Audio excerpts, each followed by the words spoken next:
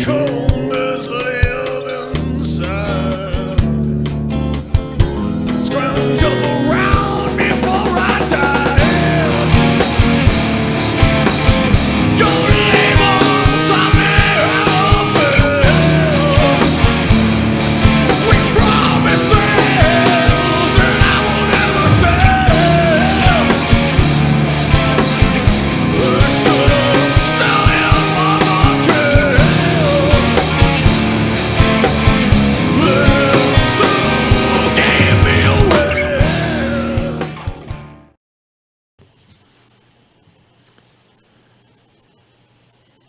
So, I've been trying to come up with a super clever intro for this video, and this is my first YouTube video. So I wanted it to be a real attention grabber. But the problem that I found with coming up with a clever intro is that I'm not a clever man.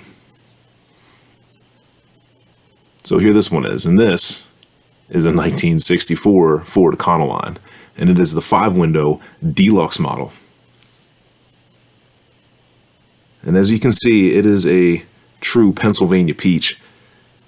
It's got plenty of rust, tons of rot. Tons of rot. It's got bullet hole stickers, and yes, that is duct tape covering both A-pillars because there is a massive hole in them. Doors are a little rough. Sheet metal's a little rough. The entire truck is a little rough. But that's what makes this truck cool, because I can try new things with it.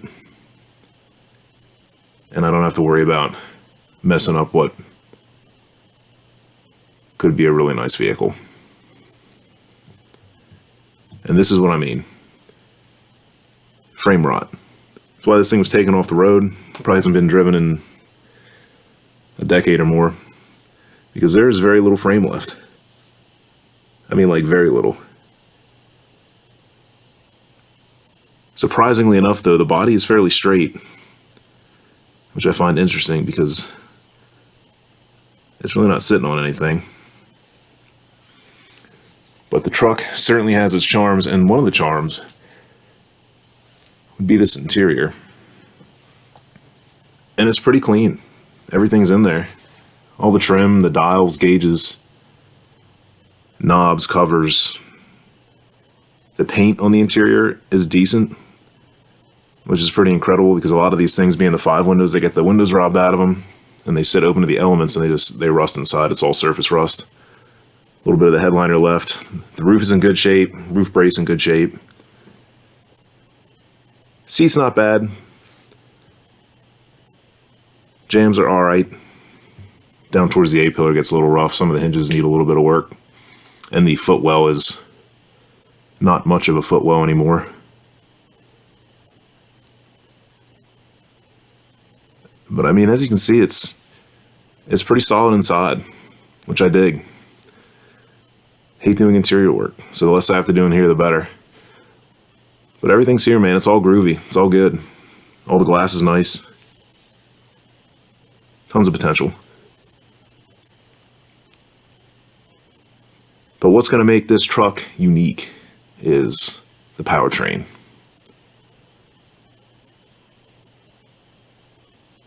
And we're not going to use the 170 that came with it.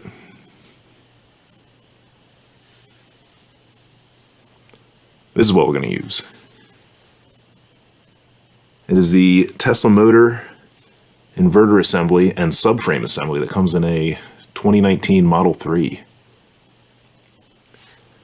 This is my first adventure into EV conversion, so I'm not going to make a fool of myself and rattle off a bunch of figures about this thing because I'm really not super familiar with it. I mean, but the general cut of the jib of the thing is pretty obvious. I mean, it has a centrally mounted motor with an inverter, CV shafts, brakes, suspension, control arms. Everything's already like mounted in this pretty tight little package, which is super cool. I'm sure it'll just drop right in. And this is the project strapped down to a project scenario in the side yard.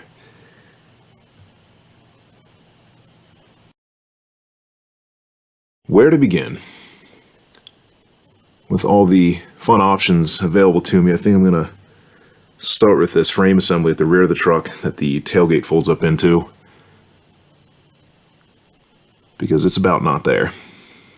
And my thought process being is that I need to rebuild and reinforce this frame assembly here before I do any of the exterior sheet metal work.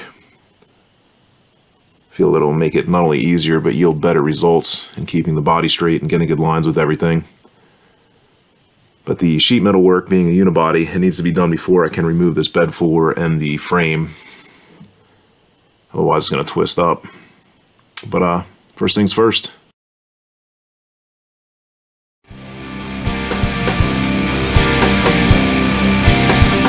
Just another hammer over bones.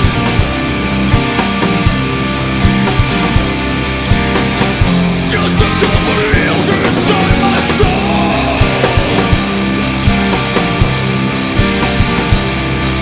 The truth inside my home now, and I was never home now.